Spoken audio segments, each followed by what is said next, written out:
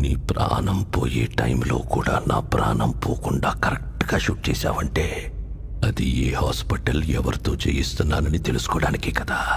ఆ? ఒక జీవిని మరో జీవి చంపడం తప్పు కాదు, అదే నేచర్. అందుకే దేవుడు ఒక జీవికి ఆహారంగా ఇంకో జీవిని సృష్టించాడు.